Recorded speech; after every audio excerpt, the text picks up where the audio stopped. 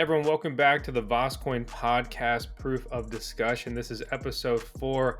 I'm Vosk, and this is Justin Kramer. Today we're going to be digging deep into Bitcoin mining, and a lot of other fun stuff. Justin, tell us a little bit about yourself and what you do.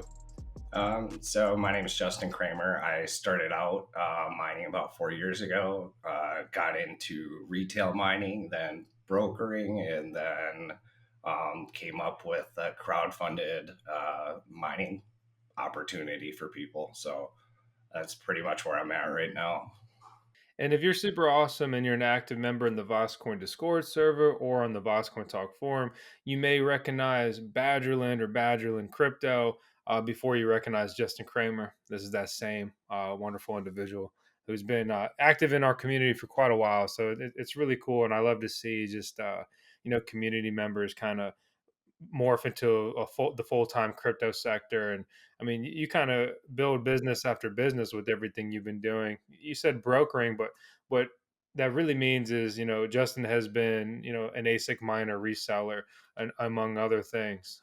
So it's been cool to kind of watch your journey as you progress from like, I'm a guy and I like crypto, and I'm a guy I mine, and I'm a guy I sell stuff now, and now it's like you're building a major mining farm, and you got a whole team going. So very cool. Yeah, it's really cool, and I appreciate you guys. You guys got me my start in your community, so kind of just building slow there and earning everybody's trust, and definitely a grind, but worth it. So it's paying off now. Well, I've been fortunate. You make enough videos. Some people stick around if for no other reason just to laugh at me. But it's like if you're uploading a video every single day for what feels like over 7 years, it adds up. So let's kind of turn the page and start looking at Bitcoin mining, right? So if we pull the real time stats, right, Bitcoin's gone well over $30,000 again, which is honestly like awesome. It's really relieving, and it relieves a lot of Bitcoin miner it relieves a lot of the pressure on Bitcoin miners.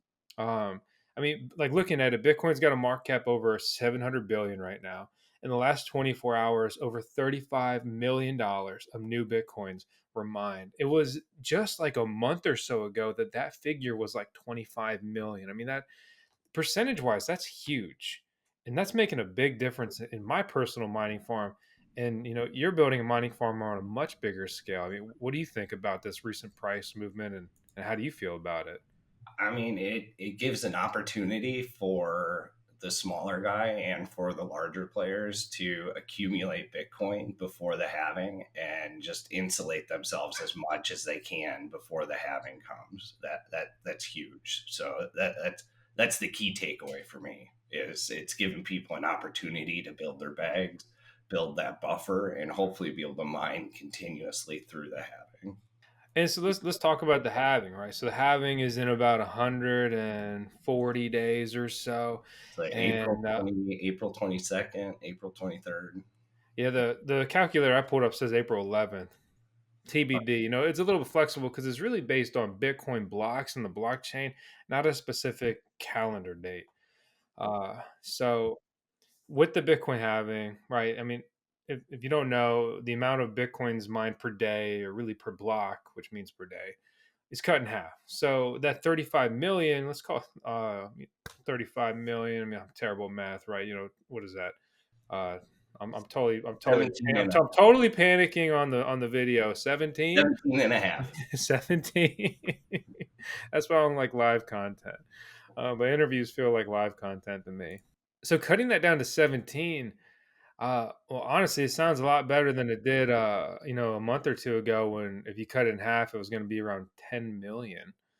That makes it so much more difficult to mine. I mean, Bitcoin miners will literally be earning half as much just like that in one day. What are your plans for surviving the halving? So our plans for surviving the halving are set ourselves up in a position right now to be able to mine the halving without having to think, okay, are we going to have to turn off our equipment? So the equipment that we just bought for our facility with our electric rate, we are going to be in a position, unless something catastrophic happens, where we can just mine continuously through the Bitcoin. through the halving. So we're not going to have to worry about underclocking, overclocking, turning off. We'll just be able to ride the wave and mine essentially. So that's putting ourselves in that position was crucial to me in our first deployment. And so, what is your electricity rate, and what are the miners you just bought? The electricity rate, I am not allowed to say. It is published for Badgerland Mining Club, which just merged with Quantum Expeditions. I will say that it was attractive enough that I still jumped over. So you can check that out on Badgerland Mining Club if you want. Um, and as far as the miners we just bought 144K pros um, that we'll be deploying. So we got about 16 and a half petahash that we'll be deploying here within the next month and a half. It's very exciting. And so you can't say the electricity rate with Quantum Expeditions, but the Badgerland Mining Club electricity rate that was sub 5 cents, right? Yes. Okay. Because it was very good rate. Yeah. And it's not quite as good, but it's going to be more reliable and in the ballpark. The big thing too is going to be the scalability. Yes, so that's another reason I kind of jumped is Badgerland we had a road to growth, we had a road to growing and everything like that. Quantum Expeditions has a road to a Series A and an IPO. So Yeah, when I got publicly trade a Bitcoin mining farm. If yeah, you're the next riot, don't forget about me. At least send me a T-shirt. I sent you some Badgerland T-shirts. That's true. That's true. I should be wearing it, but it's dirty right now. I'm the worst. It's no, it's I wear them outside all the time. That's my favorite shirt. So um, so I mean, if you're watching this or listening to this, it's very evident that like I believe in Bitcoin. Clearly, Justin believes in Bitcoin. We believe in thus Bitcoin mining. Then and really to kind of flesh this out when especially to kind of close out the topic of the halving. um, I have some data in front of me right now, and I'll also overlay it on the screen. Depending on which miner you have and the current mining profitability, there's basically different break-even electricity prices. So if you take, say, just like the Bitmain Antminer S19, most of those are breaking even right now between 9 and 10 cents. With the stock firmware, no overclocking or customizations there. And Antminer S19 XP can break even at 14 cents per kilowatt hour. So, you can just run those numbers and figure out your electricity rate per kilowatt hour. For me, my rate's at 10 cents. It's not a great electricity rate. I'm working with my electric company to bring out three phase. At that point, I'll be able to get my rate down towards 8 cents, which again is not the best electricity rate in the game. But I've made trade offs with my mining operation for the fact that I'm right next to it, and my end game is going to be solar power to help offset that. But I'm competing with people like Justin who, they go out and they find the best rates. And that's what it is to mine at an industrial scale. I mean, you go where you need to go and you make the deals you need to make to get the best electricity rates, right? And Justin, how has that process been? I mean, what is it like going out there, finding the right farm to work with, or either the right location to build a farm, and then working with these electric companies? So I am lucky enough to work with Doug Hardwick, who's our CEO, who is in the oil and gas industry and has been for 20 years. So that process for him is a phone call. That process for myself when I was doing it was just leaning on the network that I've built over the last 3 years and just saying, hey, what do you got? Do you know anything? And it's really just word of mouth essentially for a lot of these sites because you're not the only one looking for sites right now. Like, especially with Bitcoin, the way that it has been the last month and a half, just coming up from 25 to 35 pretty quickly here. Or what's it at? 37 as of right now. Um, People are looking for sites, and people are being kind of secretive about them because they want them for themselves. So it's really all about who you know right now and who's willing to share that alpha with you and say, hey, I think I have something with you. It's not easy. You can find hosting sites pretty straightforward. I mean, right now you're not going to get a good rate. If you can get 7 cents, congratulations. Like, if you get 7 cents, make sure it's actually 7 cents. It's not 7 cents plus a racking fee plus XYZ fees, all that stuff. Just make sure that you're actually getting what you're signing up for and there's no hidden cost. And so, with all that in mind, right? So you go out and you find this great place, you think, whatever, and you ink everything, and you're like, all right, this is what we're doing. What do you estimate the time to build a farm is? Because that's what I've seen over the years is individuals, companies, businesses, whatever, they vastly underestimate the time it's going to take to actually have an operational mining farm. It's one of the reasons I've been just tripling down on my mining farm and building, building, building, building, even though the conditions, to be frank, have been terrible. And you look at the numbers and you're like, this, I don't know, man. I feel like, I'm Rocky, and this is the movie where I'm going to lose.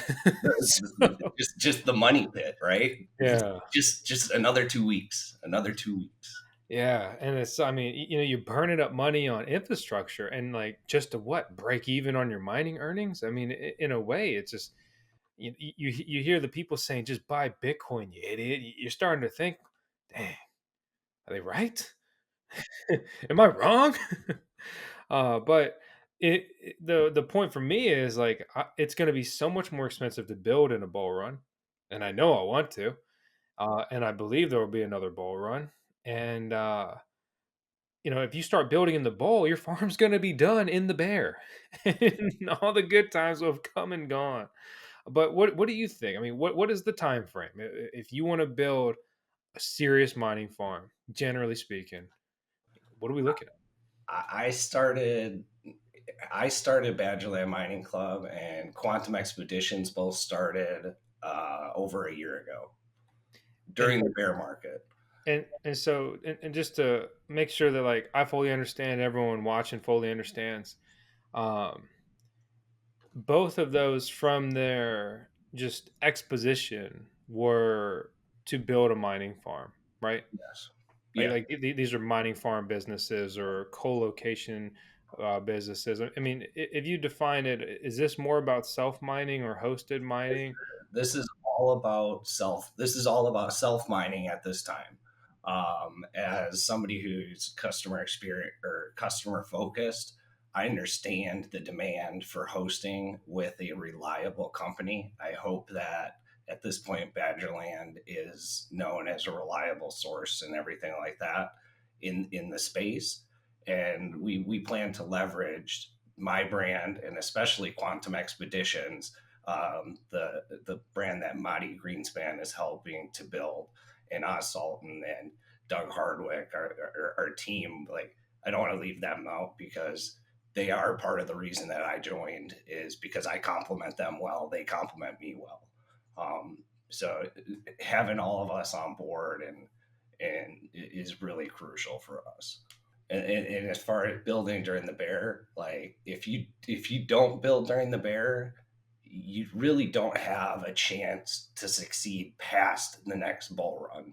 Everybody that built during the last bull run, I don't want to say everybody, but a lot of people that built during the last bull run are no longer here because they were buying S19s for 10 grand a pop.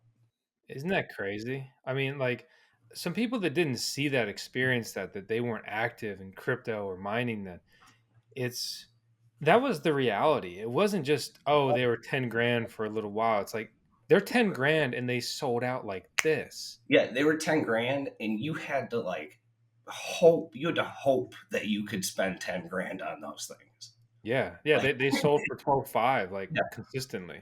yeah, it was insane. So it just building during a bull market on paper, it looks great. But in theory, you better hope that bull lasts for at least another 8 or 10 months, or else you're. I don't want to cuss on here. Uh, Way to keep it family friendly. yeah, Friendly. or You you're know. screwed. Hey, Otherwise, now we got Cora can watch. we got the tails bark, right? That's We can right. throw that over it. Bark, bark. Yeah, So, and you always think like in a bull run, it'll be different this time. It'll be. I think this bull run. I think this is just gonna go forever. This all-time high is the new bottom, boys. You start to think that, you dream that, you hope it. Everyone's yelling, screaming, happy, cheering, chanting. You start to believe it, right? But the reality is, like, in retrospect, buying an S19 at 10 grand was stupid. Like, that's a stupid buy. And I think the current generation of Bitcoin miners, which is going to be the new one, is what I'm referencing, like the S21s, the M60S by What's Miner. And the S21 is the new Bitmain amp miner. It's the successor to the S19, essentially. It's not all that different, really. It's not a huge leap. Like, the S19 was vastly better than the S17 for numerous reasons. But either way, my point is that I think these new miners, if we hit a bull run anytime soon, I mean, I think they're going to be commanding a 10 grand price point.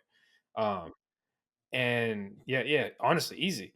Um, because so I've got a micro BT What's miner, right? And I was actually looking at the stuff this morning. So it's one of the newer generations. It mines like 18 and a half terahash per watt, or 18 and a half hashes per watt, whatever the efficiency metric is, and watts of terahash. I don't know, I'm messing up now. But the point here is that super efficient, right? And I'm looking at it next to a T19 I have, which you may remember, Justin. So the T19, so they're sucking about the same amount of power, and this machine next to it is mining at 100 terahash a second more. So it's more than twice as fast, which means it mines twice as much Bitcoin for the same electric footprint.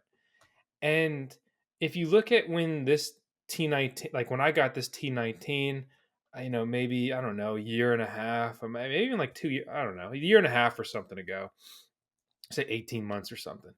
And you compare it to the M60S I just got, right? These are commanding a similar price point in the timeline. Like, that miner traded for, I don't know, around, like, they're trading for around the same price. yeah, With the market then, whatever else, the availability, the market now, new miners, whatever. And honestly, that's crazy. One, but two, it just really cannot be understated that the time to build has been now. I mean, some people are buying, like, like we were talking about the S19J Pros recently, and those are being slung in bulk at like around like what, $700, right? That is a mining rig that. So if you watched our video, we toured an immersion mining farm, which is really cool, and you should definitely watch it. Shameless plug. And it is so cool, and you okay. should watch it. I'll plug it for you. Let's go. It's They're not cool. shameless if Justin does it. They're cool. They're cool to watch, and I never get sick of seeing people's setups, like in the forums and in Discord, when people are like, "Hey, look at what I got." And I feel like people are hesitant to post that kind of stuff. Yeah. Everybody in your forums loves to see it, so post away. Post it, please. And we'd love to come do a video tour. Email me. So that farm, Akil basically built that farm with $10,000 S19J Pros. And I mean, like, that just kind of puts it into perspective. He started, mining in the COVID era. By the time he was ramping up a facility, he's buying miners in the bull run. he's buying the same miner that you can buy today. And this is not to discredit him. Like that was the reality. Everybody was doing that was building Ev- Everybody, including professional people, companies were doing it, and companies are bankrupt now because they did it. So Yeah. it's not just the little guy. If you made, I bought one for, I think it was like 7 grand, and I thought I was getting a deal. I So know. Like really 7 grand? Thanks, guys. But it's true. Like at a certain point, that was a deal per the market, and that's what it is. I mean, miners go up and down with cryptocurrency price, and a lot of people, fail to see that or really focus on the negative. So like, oh, that miner, it's just going to depreciate. No, like if Bitcoin doubles, this miner quadruples. If it happens anytime soon, sure they can make new models and whatever, or the miner could break, but such is life. S9s were selling for like $800 during the last bull market. I, so I won't even go on a tangent on that one, but I'm just gonna give everyone some free tips here. All right, do not buy like anything that's more than one generation old. Like, don't ever buy an S9. Don't ever buy an S17 unless you got free electricity. And even then, I don't know. I'd rather buy a better miner. I mean, there's so many S19s out there now. The S19 was truly the S9 successor with like its widespread like adoption and availability and parts. But anyway, really to kind of round that out, that's just how crazy it is. And did we ever say a number? What's the number to build a mining farm? You start today. When's that mining farm going online, Justin? If you start today and you want to build your own, if you did nothing else and worked like I do, maybe 6 months. That's a lot, by the way. You work like us. We work a lot. Yeah, that's I'll send Vosk just a random message. And I'm like, I'll get a response. I'm like, dude, go to bed. I'm like, I can't, man. Can't I unplug. I mean, know. I'm on the blockchain, but I'm Yeah, not an NFT. and that's the other thing is like, if you commit to this, it's a labor of love. Like if you don't love it, you're not gonna get through it. So That's the biggest thing I've learned just really in my life and business, especially crypto. Like if you don't have passion, go somewhere else because you're not going to make it. If you don't have passion, definitely make sure you're an employee and not a business owner. One, but if you want to be into cryptocurrency and truly be successful, like you better think this stuff's cool. You better get into it, or you better just have that obsessive personality type, because this is all consuming. And if you're not wrapped up in it, then you're going to get crushed by the rapid pace and everyone else who is. So for me, to get my farm up, I hit a bunch of roadblocks. I'm not going to waste everyone's time with my story today. But realistically, once I like really kind of got to the point where I could start building, and I still made some noob mistakes along the way. And I essentially, right, I ordered my buildings, to really just kind of condense this. I ordered my buildings to be built basically, let's call it like January. Uh, and then by the time that they could actually get out here and build them and get the materials, because that's been such a issue over the last few years, I basically got my buildings up in July. So my buildings were erected in July. And then the county pumped the brakes on me, saying that they wouldn't, that or the electric company did, saying I needed a permit from the county, but that's not true because I'm a farm, but I wasn't actively approved as a farm because the farm had changed ownership to me. Like I'm talking like an agricultural farm, like we have a field of corn, okay, and so I had to go and get reapproved for the same existing farm, and at that point, I just submitted the permits at pretty much the same time as if I didn't have a farm. And by the time I got the farm approval, I think I pretty much got the permits back at like the same time. It was just completely BS. Basically, the county completely held up my business, taxed me, right? And all it did was stop me from getting my electricity. And I had huge downtime, losing thousands and thousands of dollars a month. Um, and so, I'm thinking I'm gonna get this up soon, right? My farm took 1 year really to go online. And that sucks to say, and you think you're so good and you work so hard, but there's some things you can't work around, like the stupid government. right? Local government, state government, federal government, they're all trash. Okay. And it was just so frustrating. I'm out here trying to make it, do my thing, whatever. And the reality is, it truly took about 13 months from building order to electric service online, and everything's wired. And that is the kind of stuff that bankrupts companies, right? I mean, you buy the stuff at the top, you order the equipment ahead, and you're like, oh, we'll definitely be up in 6 months by the time this comes. So many mining farms, including my own, had equipment sitting there on the ground, not mining. I mean, you're losing. You're losing every day. And if you buy that on credit, I mean, oh my gosh, the loss just starts to compound. And that's the bankruptcy equation right there. And a lot of people, some businesses over leveraged and they didn't make it due to things like that. I play a conservative game. It's why I'm still here 7 years later. It's held back, my upside, but it's also why I still exist.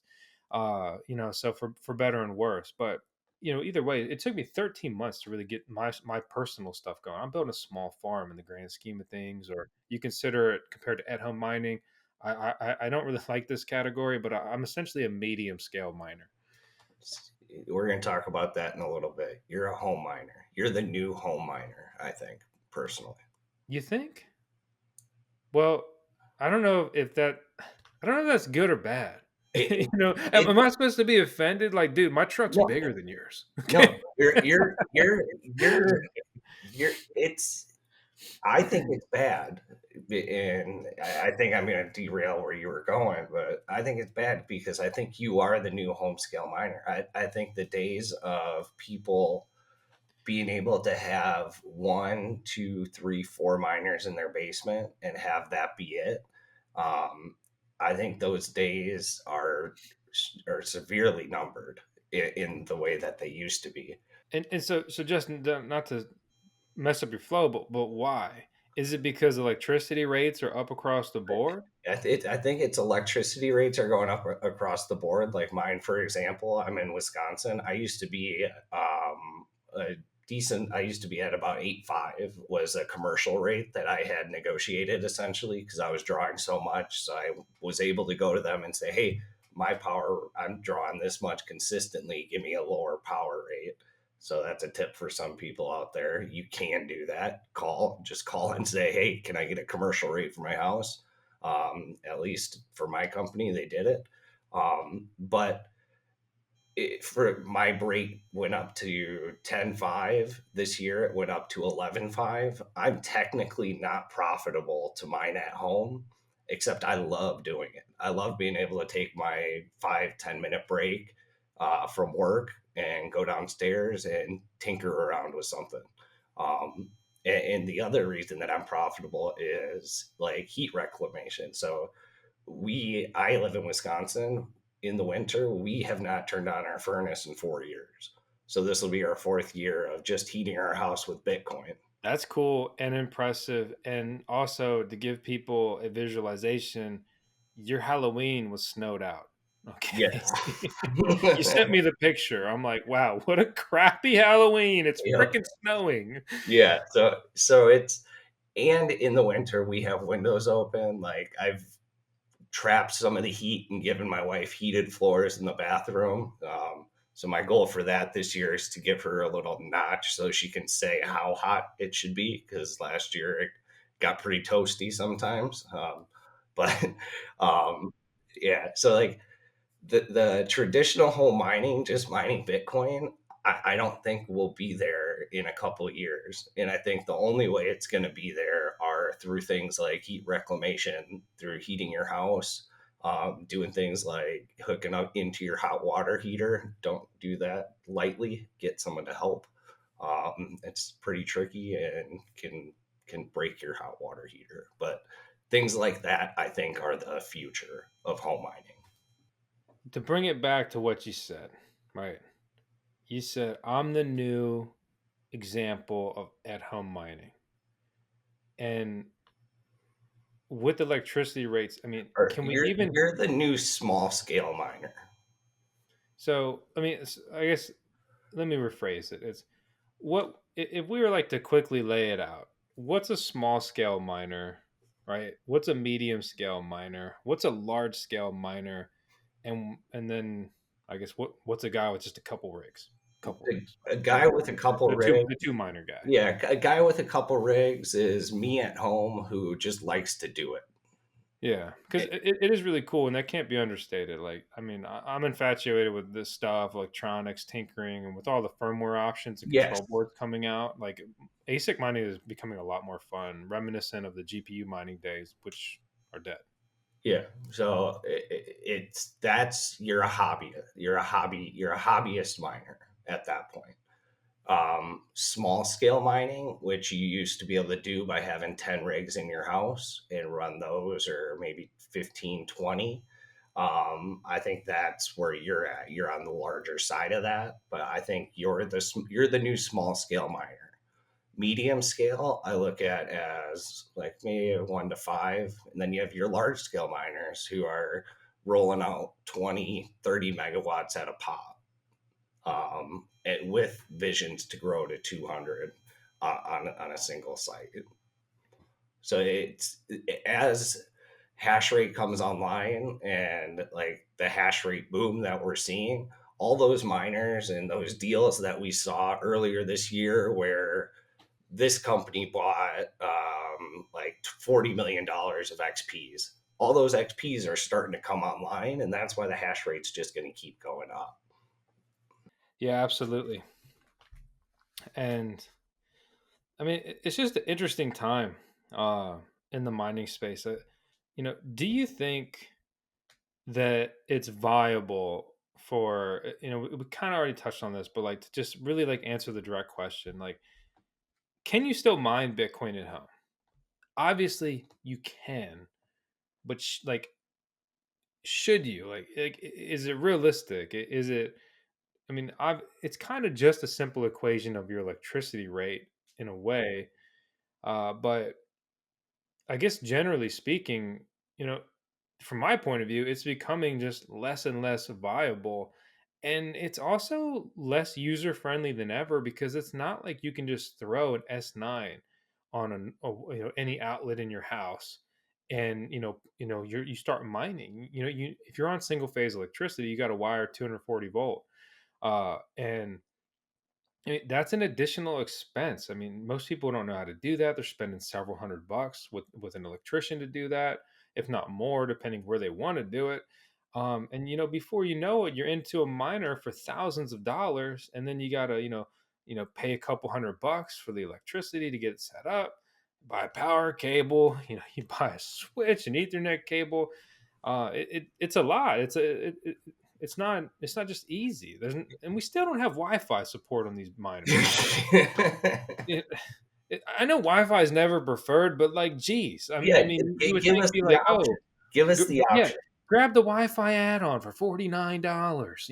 Oh, that'll be great. Oh, thanks. Yeah, all the add-ons, all the bullshit that they send us and advertise, and we can't get Wi-Fi. Like that's it. There's got to be a reason. Maybe that'll be the extra the S21 Pro plus plus plus. That's a great reference to the incredible naming conventions of these ASIC miner companies. Oh, Um, Also, I'm gonna put in a feature request to these people. They probably won't care, but some of these aftermarket control board companies, that's a great opportunity to slap a Wi-Fi module on there. And because Brains is making their own control board. We just got those in yesterday. They look cool. I mean, they're just they're all blacked out. Brains has good branding. And I have a couple of the Epic boards I got in. I haven't messed with them yet. But people rave about those, and the Epic boards are expensive to buy, but they don't have a dev fee. So that's a very cool thing. yeah. So and that's see, and that's part of the home mining thing is, and even the larger scale mining thing, but especially for home market is you have to know about these aftermarket things. Like you need to know all your options to optimize so that okay, the halving's here. I better get one of these boards so I can underclock and all this stuff. Like you got to think ahead, you got to be ready, and you got to know these cycles. And too often, people just jump in too soon. Like I've noticed it. Bitcoin almost hit 38, and there's an influx of people who say I want to get into mining, and it's a whole new wave of people that are going to need to be educated on.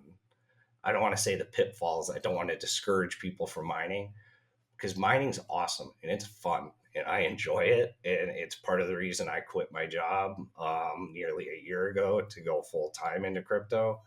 It's fun, and I still learn. I learn new stuff every day, and it's exciting. So I think for me, like I make YouTube videos on VoskCoin, right? And so I'm pretty public facing in that regard. And I can't understate like how like fun mining has been, such a cool opportunity. Years later, I'm still enthralled with it. And unfortunately, like my like just passion and enthusiasm, some people misinterpret, or they just have the victim mentality, and if things don't go great for them, they like want to point a finger at me and blame me. But like I never try to like shill mining, right? You know, anything like that. But like I have a blast mining. It's really fun, and it's become, and it sounds corny, but like a lifestyle for me. Yeah, You know what it I mean? Like it's like, what are you? Like, oh, that dude, he's a biker. What's that dude? Oh, he's a CrossFitter. Oh, that's a power lifter. Oh, I don't know, that's a tennis dude. Whatever. Me, I'm a miner. Not some kid. Like, it's with an E. I mine stuff. And I'm not talking about Minecraft, dang it. It's truly like so fun, and like for me it's like very gamified, right? Like buying crypto is by and large like boring. Like, oh yeah, spent all the money I had on Bitcoin. I'm just gonna sit here in the corner and wait and hope my buy-in was good. Like that's so boring, right? Like I'm over here, troubleshooting miners, tinkering with them, making a setup, gives me an excuse to buy and use tools. I mean, what guy doesn't like a new power tool? Every real guy likes a new power tool. calculating airflow. Yeah. Yeah, we get to be nerds. We get to do math. I'm like, dude, I do thermodynamics. Yeah. What do you do? Exactly. So what if I did it wrong? I'm still trying. Yeah, Chat GPT Uh, will get me there. Yeah, or like for me, what was really refreshing recently was like the hard drive mining shed, because it's like I've tried to build it like a little mini data center. Like I utilize mini splits to cool it. Whereas like generally with Bitcoin mining and other crypto mining, you're just doing like ambient air cooling. You just cut a hole and there's a big vent, and you cut another hole and there's a big exhaust fan, and you run air through it, and that's good. It works. There's a lot of ways to refine that kind of setup, of course. But the point, more of this point, is that you don't cool with AC. And I still see a lot of comments on that. Like, why don't you just use AC? Like, that's what data centers use. I'm like, it's a waste of money. I mean, like AC is power hungry and expensive infrastructure. Fans are cheap in comparison. Yep. So Yeah. that's why. Speaking of your cheat, so we're gonna get the base kit for my daughter's room. So one of my daughters is my minor, so we got her a base kit for Christmas, and Oh, that's really cool. yeah, so she's gonna set it up. I'm anti early Christmas gifts, but it's a mining gift, so I made an exception. So Yeah. Hey, downtime is Operation Killer. that's what I said. That's what I said. I was like, we're leaving money on the table, and Yeah. I'm open. MJ's my wife, so I was like, MJ, we're leaving money on the table. We have to give her a gift early. So Just, I mean, see, I'm the type of guy who'd be like, all right, so here's one of your gifts, and you make her open the box. You make her open the box that the miner was in, and be like, remember I got you this.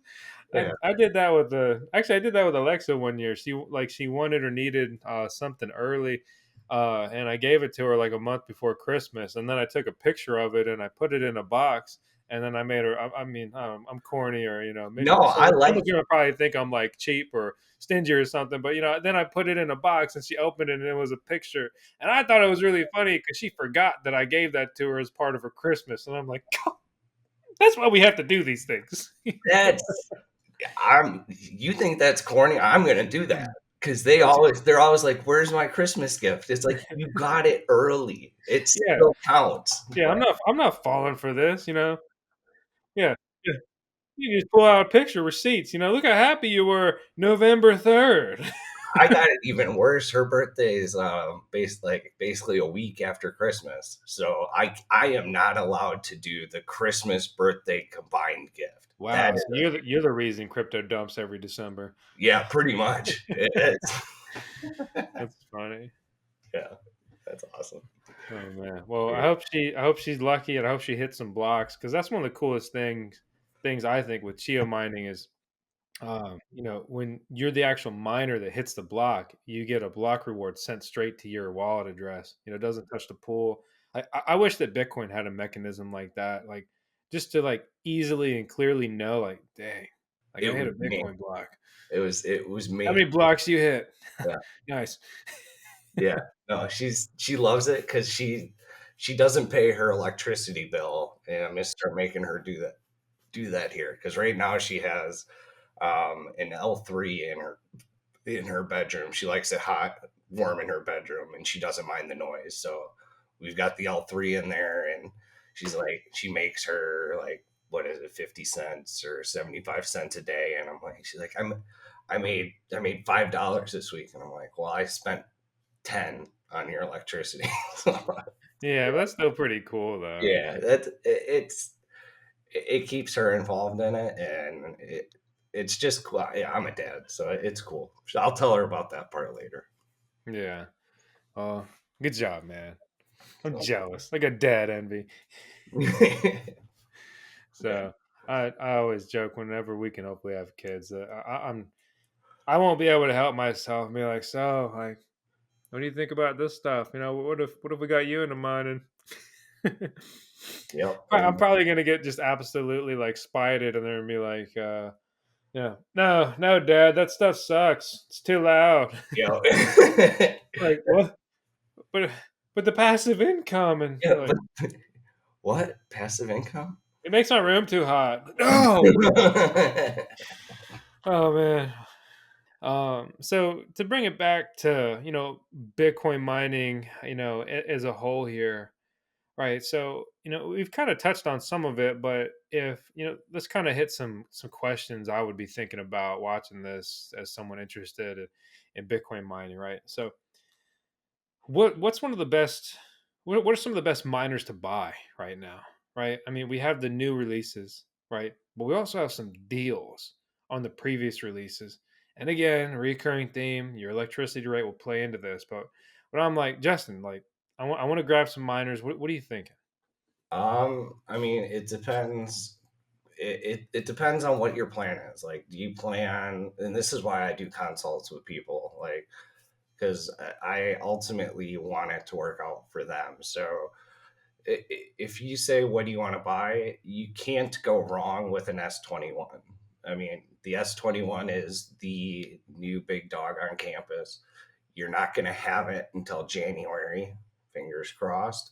Um, so you'll have that, you'll be able to mine it. And if you want to resell it, that's going to appreciate the most for resale during a bull market. The best bang for your buck right now is a K Pro, the S19K Pro. Personally, I think that's where it's at. It's 23 watts of terahash. You can get them basically for 1550, 1600 all in, including shipping for the 115 terahash model. And the initial reports, a lot of these have been purchased by farms and things like that. The initial reports are durable. So my big fear was, okay, this is the last S19 version, not the S19J, not the S19A. They decided to go with an S19K. You and I are on the same page with the ridiculous naming. I got So nothing good. I got nothing good to say. yeah. So it's the S19K. So initially I'm like, is this really something that I want to do? Do I want to get in on the last version of the S19? So initially I was hesitant, but the initial reports from farms are they're durable. They're doing what they should. And when I say what they should, they're around 23 watts a terahash. Um, and the other thing that insulates you with this is you can underclock these. I'm not sure if the firmware is out yet, but the firmware is going to be out where you can underclock these and probably get them based on like what you can do with the J Pros. You could probably get these under 20 or at least 220 underclocking. If I could get that miner to 20, I'd be thrilled because that's not that far away from the new generation. Right. Yeah. For reference, the new generation is looking to be like 16 and a half to 18 and a half watts per terahash. That's what I messed up earlier. It's come back to me. So, that's kind of the metric. And you think about it like watts per terahash is like miles per gallon, right? And all we are professional drivers here. And the less watts we use per terahash, it's the more miles we're getting per gallon, and that's just helping our mining operations. Bottom line, we're spending less electricity for more mining power, and the more efficient your operation is, in conjunction with the your electricity rate, it just makes you more viable and it makes you more resilient. And what I've started, is we're basically pretty much at 6 months out, I guess I should say. I look at the market conditions, which were worse than significantly worse. I'm sitting there thinking, looking at my farm, it's screaming at me, going like, "Whoa!" I'm like, ah, God, it's hard to think in there. Let me get the ear pro. So I got the ear pro on. And I'm sitting there looking at these silver boxes, and I'm like, I really needed to start getting you guys fine tuned, okay? Because like this is going to take longer than I think it will. I want to have fun tinkering. I want to mess around. I want to try some different control boards, different firmware, whatever. And so, at the 6 month mark, for me personally, I'm like, all right, forget maximum hash or normal hash. I'm here for efficiency, right? I want to maximize my efficiency. Um, And so, like my S19J Pros were doing like, 30 watts of terahash. And then just by putting them at 2,200 watts and brains auto tuning, it brought it pretty much right down to 23 watts of terahash when they're cool. Granted, I did deploy those in liquid or immersion mining, so that is helping. Yeah. I think it's like 24, 25 air cooled. So it's right in the ballpark. Yeah. And but basically, I guess to round it out, like my point here is like I'm chasing efficiency with my mining operation now because I want this gear to be viable in the next bull run, and even if we have ups and downs and dips, this also gives me more space with my electrical capacity because I'm near my electric capacity and I cannot add any more to my single phase service. My transformers maxed out, and they basically did like a transformer daisy chain to kind of let me go up one more service. I'm still hesitant that this is safe, but I'm like, well, worst case, whatever, the transformer will blow up, and well, everything will probably be fine. I just hope there's no fire, but geez. But anyway, Give them a one head, reason. just give them a heads up. Be like, hey, I'm gonna add some more today because you said it was okay.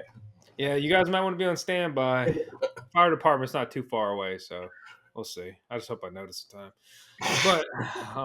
But geez, I shouldn't really joke about that stuff. Fire is actually really scary as a Bitcoin miner or anyone in No, general. and we joke about it because we know to expect it and things like that. So I mean, Yeah, it's not funny, but at the can't same ignore time, it. at the same time, we know when it's what could trigger it. So Yeah, and the breakers and other fail safes should trip before then. We'd like yeah. to think, hopefully, maybe, probably not. So, So yeah, um, yeah. yeah. So, but I guess so that's what I've been working on is chasing efficiency, especially with the older generation, because I'm like new generations here going to be it's either I make the old gen efficient so it's more on par with the new gen, but less dense, I have less mining density, or I consider selling out of it now or later on, because I think that even the last generation, like we talked about, will be selling for several grand, hopefully in a hopeful near bull run. But I made the personal choice to dunk the stuff, and I'm just like, I'm gonna let it eat, and when this thing's worthless to run, I'm just gonna shut it off. Yeah. So yeah, and I guess the kind of to go along with that, and it sounds like you might be capped at your electric, but part of the reason too, like what we'll be doing with the K Pros that we bought is we'll throw the firmware on there, so we have the option to underclock. But that firmware is also going to give us the option during a bull market when things are ripping to overclock. No, no. So I just want you got me excited. I'm like that. That's very true, and that's a good point. That's something I shouldn't have left off. What firmware are you using? I am open. Looking at Luxor, I like Brains. Brains is kind of where I got my start. My little plug for Brains is I enjoy it because it's like you're actually mining for blocks, and it's like, ooh, we hit a block, so you're all in it together. And the days where you're under your average that you would have got with somebody else kind of suck.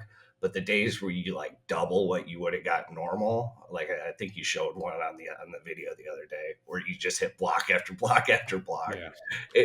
Yeah, Oh, it's to me it all levels out for the most part in what you get paid out. But like Brains, it's cool. Like you're actually mining, and when you guys hit a block, you get paid. So it's and and a key thing with brains for anyone that doesn't know is right. So like their brains also has their mining pool used to be called slush pool. So there's the brains pool, and they have the brains mining firmware.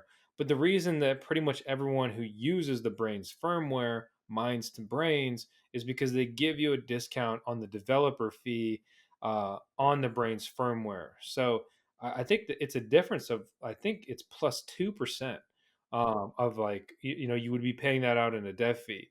And am I really going to make another 2% at another mining pool? If all things are relative, I'm probably going to be better off just mining with Brains firmware to the Brains pool or pursuing a different firmware option altogether. yeah. So I mean, I'm a big flexibility person, so I'm gonna be probably like you, and we've got our 144. I'll probably break them up into three chunks, put them into three different pools, see which one performs, and basically go with that one as our main pool, and then have our backups layered into. Yeah, that's love that. Yeah. Let me know that data. I love data. And, and anybody smart loves data. I'm not trying to say I'm smart. I'm just saying I love data. I love data too. Like it's people are like, yeah, you might not want to look at this chart. I'm like, can we go back to the chart and let me look at that chart again? Yeah. So Like, give me the data. Yeah, data and charts, it's even better. I'm like, I know. oh, data three ways. Yeah. uh, so, Justin, talking about this, it makes me think of another topic I wanted to talk about today is air cooled mining versus immersion mining. Immersion mining is gaining a lot of popularity, it's gaining traction, but it's expensive. And it's another thing to do, learn, and it inputs a different type of upkeep. Not necessarily more, but definitely different. I mean, what do you think about immersion mining? And for everyone watching, like air cooled is we're running air through the miners. Immersion, they're in liquid. It's immersion fluid.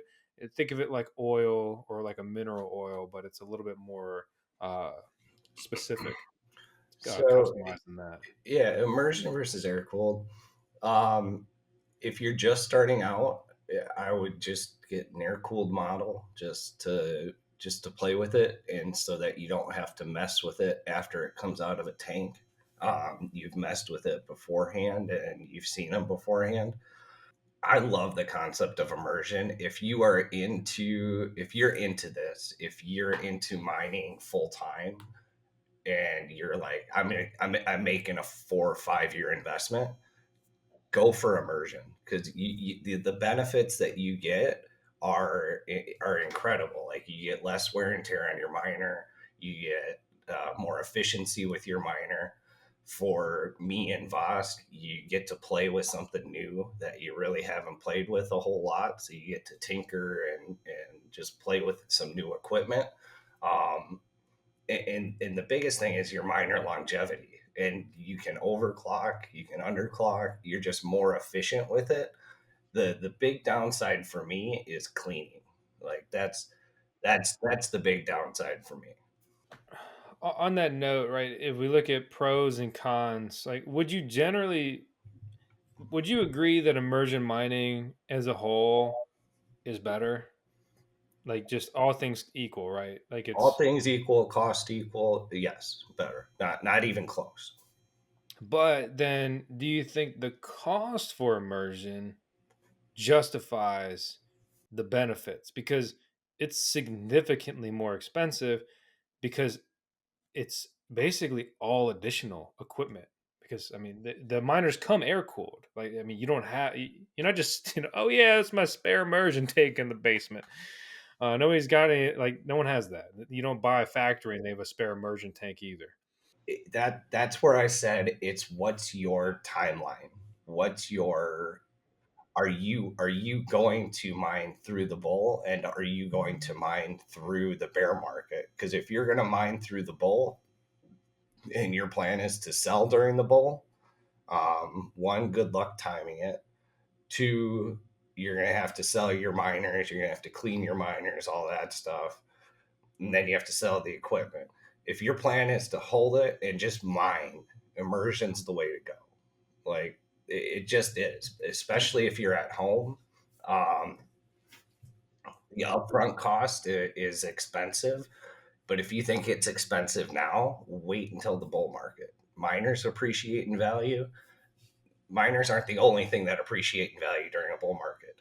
Infrastructure, so things like these immersion containers are going to increase in value.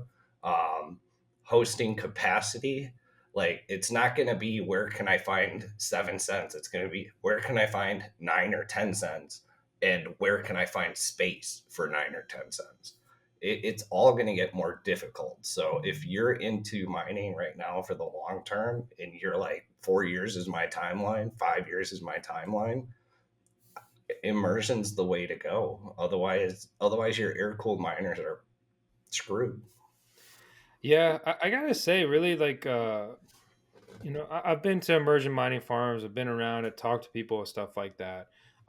And only having recently finally deployed an immersion at scale and not just like a little, testing like one miner. And let me give one caveat: your electric rate. So if your electric rate is sub 4 cents, and you're doing air cool, you're probably okay. But most people aren't like that. So sorry, go ahead. That's okay. I guess my point was, like, immersion mining, having recently done it at scale for the first time personally, and it's something I thought was really cool from the outside, truly. But I didn't fully appreciate it until I did it for myself. Because you go somewhere and you're like, oh, like that's really cool, it's really awesome. You look at the numbers, like that makes sense. But it's a little daunting to get into, and you really have to commit to your miners because, like, I don't have much time. I struggle to basically do everything I need to do every day, for years. Like, a lot of my today will go into tomorrow, and it really compounds. It's overburdened, right? My problem. But the point is, um, I'm like, well, if I need to take these miners out and I want to sell them, I'm gonna have other stuff I have to do. I'm never gonna get to that because, if I take an air cooled one off the shelf, I can throw it in a box, print a label. It's pretty easy. It's also easy for someone else to do, right? Like Alexa or someone else could help me with that. Taking a heavy miner out of fluid, cleaning it is technical. It's not something anybody can do and either not mess it up or would even be comfortable doing or whatever. So my point is that I have to fully commit to these miners if I'm going to dunk them, because I'm not going to sell any miners that I've dunked, or at least I don't have any plans to with the way my current life and business operates. So immersion for me is nothing short of like a marriage. I mean, this is it. We're together forever. Um, and that's me personally. Your mileage may vary. Maybe you have way more time or way more like personnel support, things you can delegate, things like that. That's not the case for me, and I don't see that really changing in the foreseeable future. Um, That's why you got to have kids. because eventually you have little workers. And Yeah, but they're going to be a couple cycles away from being helpful at this point. it's an investment, man. I told Alexa we can't have kids in a bull run. That's why I don't have kids yet. We want the topic came up in the last bull run. I'm like, babe, I can't have a kid right now as much as I want one. I'll be a bad dad. I gotta be a good dad. I want to be the best dad. So, it's tough. Life makes you make choices in a way. Right? Um, but that's funny though. But my little worker army. I do want to have a bunch of kids and try to utilize them as an army, but Hey, not to take over things. More like the farm. But I, we could take over things. I'm not opposed to it. I'm one away from a basketball team, so that's my goal. Hey, I like that. I like that. That's pretty awesome. Um, but I guess my point with all the immersion stuff. What I'm saying is that I really like it. I really enjoy it, and it's wild to have 8 miners in the corner and you don't even hear them, and they're running cool. And I'm taking 4 fans out of the equation, right? So I got 2 fans on the front, 2 fans on the back of an S19. Remove them. That's 4 less things to go wrong, right? You do introduce the immersion fluid. It does have an impact on the thermal paste and some of the other things long term. We'll see how much that really matters. Um, but for me, I'm gonna run these, and I honestly think I'm probably just gonna run them into the ground, and when they start to go down, I'll take the pieces that work out of each of them, throw them in the other ones, get them back online, and if they become wildly unprofitable, I'll probably just chuck them. I mean, or sell them for really dirty parts, or I don't know. But that's kind of where I'm at, and for me, the mining farm has entered a stage of like the true long game. Like you say, how long you going to be mining? I'm going to say till I die. So that's where I'm at, and I think that's the difference for a lot of people that they see mining and they see a flashy number and they think they'll be rich tomorrow or in a month, but like, what's your like 1 year plan? Like, do you believe in this, or do you just want to make some dollars? And that's just the reason I see a lot of people fail, or they whine and cry, like, "Oh, market's down." Like, so what? Every cycle brings a new all-time high. Obviously, I don't know the future, but historically, it's happened every single time. Is this really the end? I I hope not. And if it is, sucks for us. Dude, there's a Bitcoin obituary site where it like Yeah, lists every yeah. How time. many times has Bitcoin died? That's one of my favorite sites. Is like you go back and you're like, okay, how did it die 10 years ago, or what did it die? How did it die like 5 years ago? And it's not going anywhere. Like the high interest rate environment that everybody thought would kill Bitcoin because we've been in a low interest rate environment for its entire life. Everybody thought we'd never see 30 again. Everybody thought we'd never see 20 again. They were all wrong. Bitcoin's not going anywhere. I just pulled it up. It's funny to see, so in 2017, Bitcoin died 124 times per this obituary. Uh, that's I'm just glad he's all right. I mean, if I died 124 times, one, I'd be really dead. Two, you keep bringing me back. Yeah, I know, right? I'm not going to come back with every piece of me every time. You're gonna come back stronger. You're gonna, That yeah. are like really traumatized and messed up and just crazy. But yeah, this says that Bitcoin died 7 times in 2023. So kind of one of the things I didn't bring up earlier, but I think it's worth touching on. Um, I don't think that Bitcoin miners create huge sell pressure on Bitcoin at this point in its life cycle, but it does happen. I mean, and it's also an inflation thing, right? I mean, we're still putting out, whatever the current Bitcoin quantity is per day. What is it? Because it's 6.25 a block, Times 10 times 6 times 24. whatever that is. Boom, it's on the screen. Maybe I don't know. Point is that 6.25 a block, right? And it's going to 3 1/8 after the halving, and that's in less than half a year. And the bottom line is that there's that much less Bitcoin diluting the current supply, right? So if all things equal, then the price will naturally go up, right? You could guess or whatever, estimate. Uh, but then it's so we have less coins coming into the ecosystem, and we have less coins being mined, which, in the same rate, there are a lot of big miners that sell. For example, like Core Scientific has sold every single coin that they've mined since they filed for bankruptcy, and all of their Bitcoin that they mined and still had previously. So Core Scientific has sold every single Bitcoin they've ever mined per themselves. So I mean, that's a huge negative for Bitcoin price.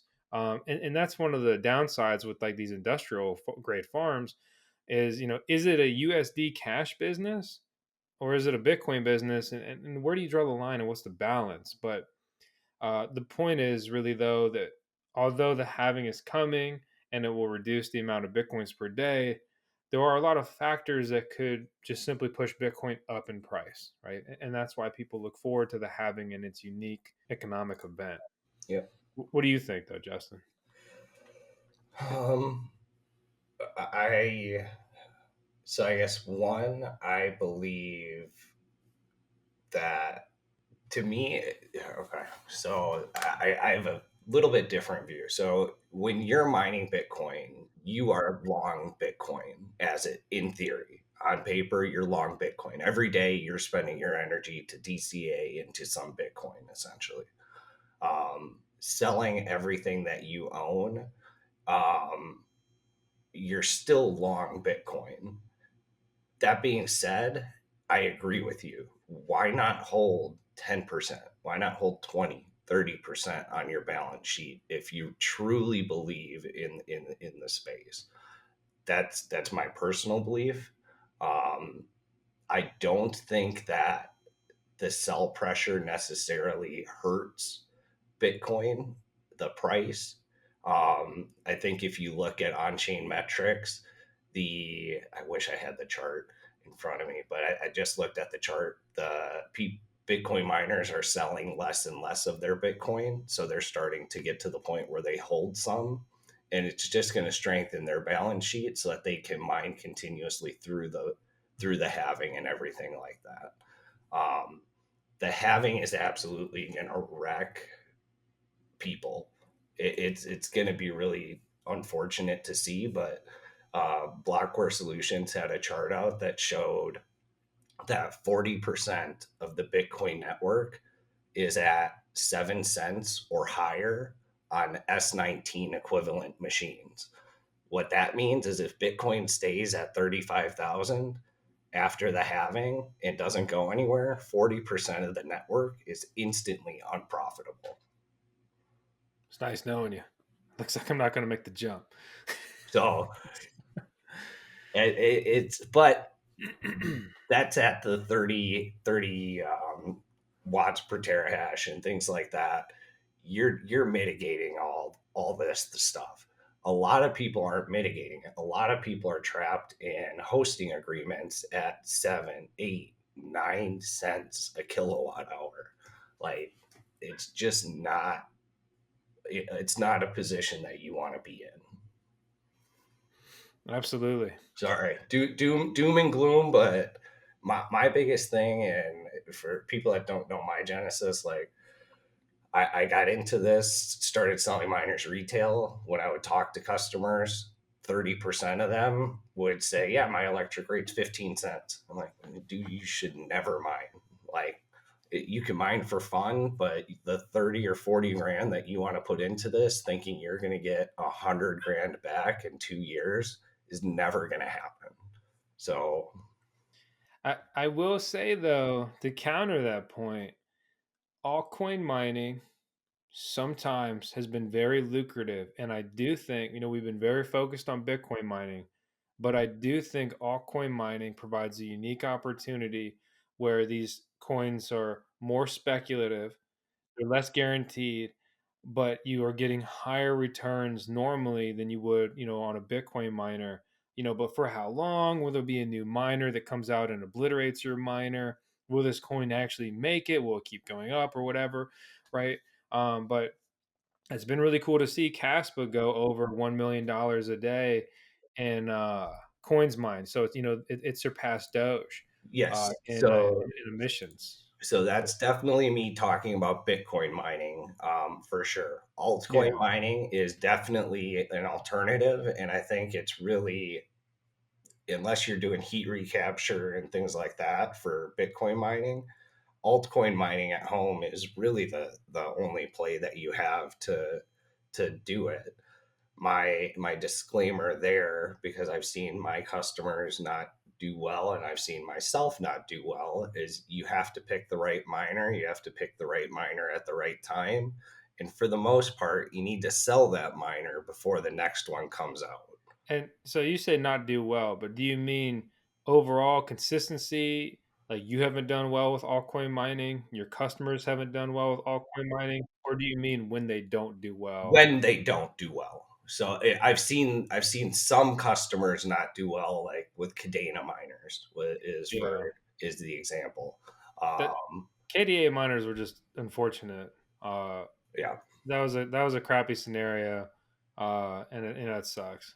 yeah. So it was definitely one of the things that opened my eyes to really push people towards Bitcoin and things like that. And I'm not shitting on altcoin. Sorry, I'm not dumping on. I'm not dumping on altcoin miners. I have a number of altcoin miners in my basement that I run, and I've got a L7 down there. I've got, unfortunately, two KD Maxes down there, that I can't wait. Are they still running? The one KD Max is, and I've got two XPs in the L7 running, and that's what's heating our house right now. Yeah, I mean, it's definitely a good point. We do a lot of altcoin mining on the channel, and what I honestly think about, personally for my mining farm is, you know, where do I kind of draw the line and either focus entirely on getting my electric rate down, solar panels to basically effectively get my electric rate down for an upfront cost, as well as like pivot more towards altcoin mining, because it's just you know Bitcoin mining, the competition is so fierce. Like, yeah, like you compare, you take Doge and Caspa, right? And you right now we've got over $2 million of new coins mined per day. Okay, cool. Let's also look at Bitcoin, which did over 33 million plus 2 million in the last day. I mean, like that's the difference in magnitude.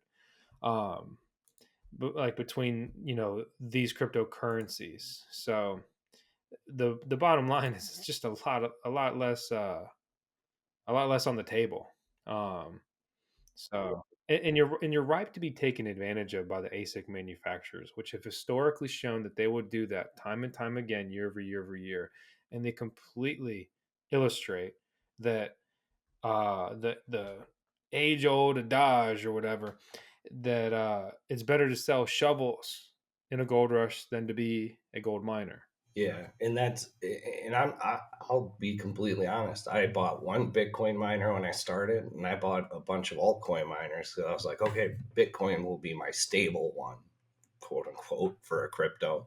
Yeah, Um, I do the same thing. So I'm like, yeah, yeah, right. Yeah, Bitcoin is a stable backbone of the farm. exactly. Yeah. So we got Bitcoins as a stable, but then I was like, okay, I'm going to get these other ones, and it just didn't work out for the reasons that you said, because you have to be so on top of what's coming next.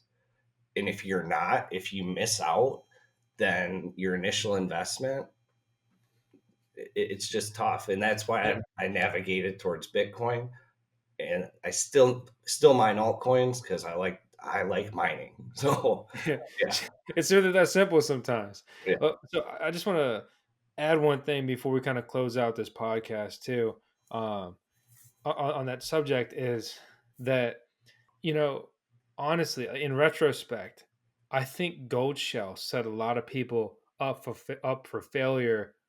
I guess inadvertently because Bitmain is come out with so many more altcoin miners, and historically they weren't doing a bunch of that. yeah, And what they came in, and I mean it was just a a sensitive term these days, but I mean it was a genocide of the other miners' inefficiency to the point that their miners show up and it's not even worth turning your gear on, right? The KD Max was a Cadena miner that sold for over $40,000 at the right time, or really the wrong time. Like to put so a $40,000 miner is obliterated by a miner that shows up from a bigger company that's way better, and they were selling that thing for like 8 grand, and they make enough of them to make their competitors worthless. So your only viable option is to buy theirs or no longer mine that coin. And I mean, it's cutthroat business, and it works. And if you are on the wrong side of that, it sucks. Yeah, it really does, and that's one of the reasons. Like, I had a customer from VoskCoin Talk, or your forum, that came and wanted to buy a KS2, and I was like, yeah, I'll absolutely help you out, but we have to do a video call first. And I talked to him and kind of told him what we've talked about here, and he didn't buy it because he didn't have all the information. So it's giving people all the information so that they can make an informed decision and not just ape into a miner, because that's what you're doing when you're spending 5, 10, 15 grand. You're aping into a miner. Yeah, no, I mean, absolutely. It's cool that you do that and take the time and that you prioritize the customer over you making a commission on a sale, period.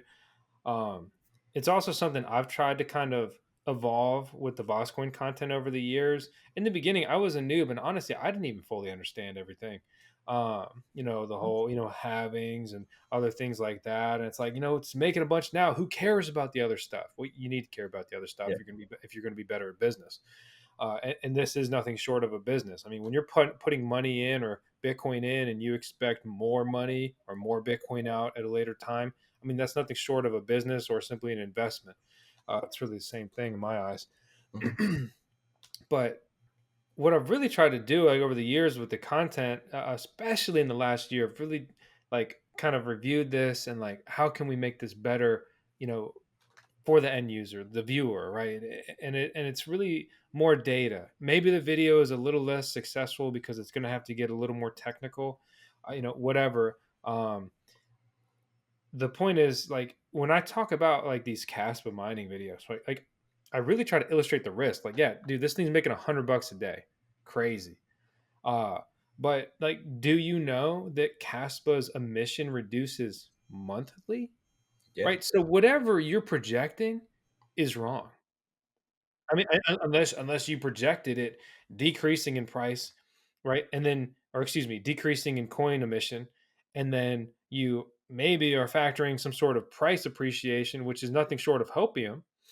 Uh, and people look at this and like $100 a day, hell yeah, and they buy it, and they have no idea about like the emission decrease, and it's just that's such a key piece to this equation.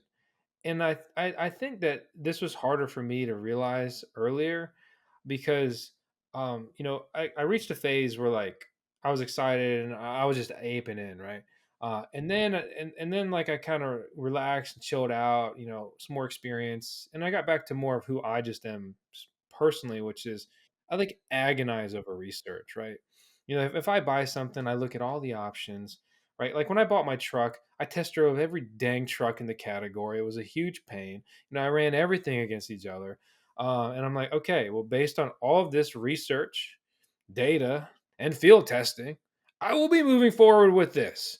But not enough people do that stuff. I think that's just the bottom line. Or a lot of people are so stuck in the FOMO, they're just completely wrapped up in the I'm going to ape into this phase, and they're setting themselves up for failure. Uh, if you fully understand the situation and you're like, hell yeah, I'm still in, good for you. But if we can tell you anything about mining this coin that you find shocking, you didn't do enough research. Yes, 1,000%. And that's definitely something I've noticed you doing. Is, yeah, as somebody who's watched you for a number of years now, is you definitely give like the 25% of the video to, this is why you might not want to do it. Like, and I think that's so important because it comes from you and people are going to look to you. They might skip over that because who wants to read over the negative stuff and blah blah blah. But Yeah, I mean, you're doing your part, and It, I know I appreciate it, and because I just point people to your video. I mean, Then I don't have to explain it, but yeah, it's pretty cool. and if you think about this from like the YouTube side of like what we do, the video is like it's shorter in a good way for watch time. It's probably more exciting and it's like more positive and uplifting from like at face value. Like if I don't go into all the negatives, right? And now I've got affiliate links and some sponsors and stuff like that. So like I'm better off if someone watching the video is hype. Like let me rephrase. Like it if you take like what I think of as kind of just like a moral obligation or like a responsibility with like a platform like this that I'm fortunate to have. If you take that out, it's like the content will perform better and the business will earn more money in more ways. Like if you take that stuff out, right? Because it's all positive, it's all exciting, go, go, go. And like, oh, here's our link, use our link, right? And so more people would buy, even though some of those people maybe wouldn't have bought if they had more data. And the point is like in a way, I'm incentivized to like not include that, Yeah, you are. right? You But sleep better though. yeah, yeah, I sleep better, and that's just like hollow. It's like that's the difference between I don't know, maybe being like this isn't the best example, maybe a car salesman versus like a used car salesman, which you think of as like that type. It's like you can sell cars and be fine. Or you can be the guy that's hyping this thing up and it's a piece of crap and it's got problems that you know about that you're not telling Yeah, me. Maybe I'd still buy it if I got to replace a part, but why didn't you tell me the battery was dead or the transmission was making weird sounds? Because that's not normal. and that's why I appreciate you. That's why I think you and I get along, because MJ would be in the kitchen, she can hear me when she's cooking, and I'm talking to a customer, and she can hear the end of the call where I'm like, "Yeah, man, I just don't think this is going to be right for you." And then I walk out of the office, and she's like, "So how much of a commission did you just turn down?" So that's always a fun conversation to have. But It's the exact same thing, but the two different sides of it. yeah, I just sleep fine. It's the exact same thing. So it, Yeah. I appreciate that. That's awesome. I think at the end of the day, whatever you do is like you should be proud of what you've done. And at least for me, like it's kind of that simple. Like I'm proud of what I've done, and you seem proud of what you've done. And I'm not out here to prove anything to anyone, like other than myself. I compete against myself. Like I work to like live a life that I'm proud of. Like I don't need affirmation, uh, or recognition or whatever, right? Some of those things are nice. Support's nice. The negativity gets old. A lot of people that just spew like nonsense and comments crazy. You wouldn't believe, so we had that short that went viral, and it's basically basically a Uh, bunch of ASIC ant miners in the pod. the shovel, right? Yeah, yeah. And the amount of people that are laying into me, like saying I'm basically a piece of crap because I took their GPUs. I'm like, dude, like you guys are like idiots. There's like not even a graphics card in here. But like you hate me. Like if there was a button and it'd be like throw a stone at that guy or give him a high five, they'd all be throwing stones at me. Like I'd be stoned to death, and they don't even know. And it's the facts that like the general person is a sheep, ignorant, and just stupid. And it's just like you're so quick to hate. You don't even know what you're talking about. Yep, and that's you're. I don't even have anything to add. You're so right. Only thing I'm at is I'm throwing a bigger rock back. I'm done. Yeah, yeah, and I'll that's hit I you love with the that. I love that you don't take it. I love that you're like, oh nope, here's what I think. Like, yeah. Yeah, so like when I see those, I waste my time to comment back, and I'm like, actually, there's not even a graphics card in here. These are ASIC miners. Do some more research next time. well, all the A6 have GPUs in them. Oh, well, you You must haven't know heard more. that You one? must know more than me. Yeah, I know, right? Yeah, that's. I'm like, well, why the hell is my Fortnite not running smooth? Oh, So, jeez, but Justin, man, it's been a blast. I could talk to you all day. I do want to get one shill in I'm for. kicking you out the door. What do you got? I got one shill in for Quantum Expeditions. Okay, Quantum Expeditions. Let's hear it. Yeah, so for Quantum Expeditions, doing basically looking to give retail investors access to a company that has a team led by Sultan, Marty Greenspan, and myself. I'm the CEO of the company, or COO of the company. Sorry, Doug. Um, Take that, Doug. so Privateering this ship. yeah, Yeah, I'm the so CFO. and we're looking to build a legit company that aims to basically have an IPO in 5 to 6 years. So we have a roadmap to get there. QuantumExpeditions.com. You can get to our WeFunder from there. It's $100 minimum investment. And it's just an opportunity to be a part of watching a mining farm with a team that's been able to grow companies to the point of getting exits and things like that. Um, you have an opportunity to get on board with a team like that and get on board with me. So like my biggest thing is my investors. So we're doing everything we can to protect our investors and give you guys the value. Um, and I think Voss knows it's important to me, my customers. So my investors now are my customers. So that's going to be crucial for me. Just to say that in an even more layman's way, right?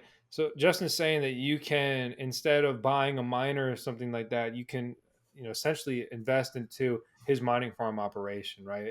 And we fund, think of it like Kickstarter, but for businesses. Like, Kickstarter is like really based on products. What the site Justin is referencing, and I'll link it out down below.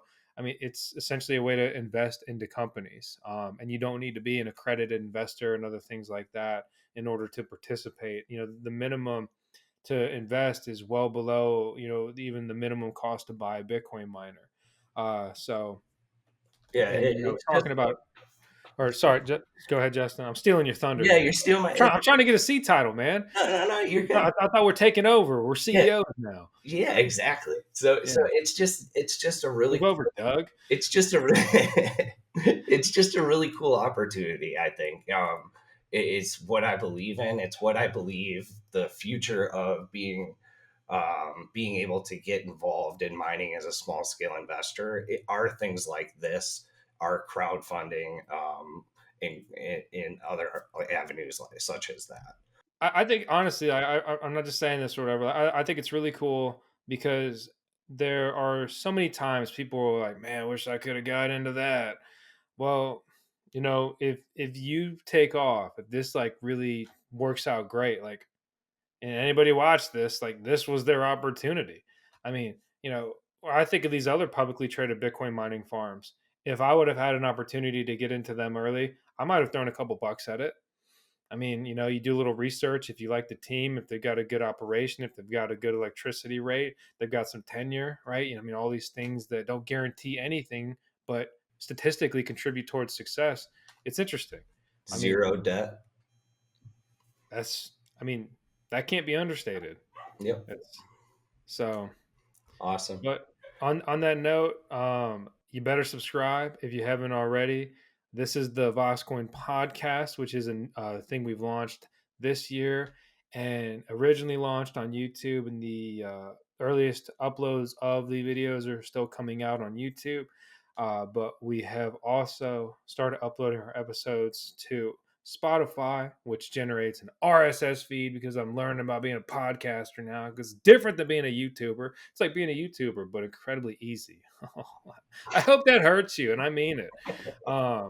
And but then with the RSS feed, I can take that and I can go on to all these other podcast platforms after setting up more accounts. Because I'm not paying a subscription to one of these companies that does all this stuff. I refuse. Before you know it, you cut cable, but you end up with $150 in subscriptions. I mean, you didn't cut anything; you just replaced it. So Yeah, I'm excited. I get to. I'm not sure if I'm going to be able to listen to myself on a podcast in the car, but we'll see how it goes.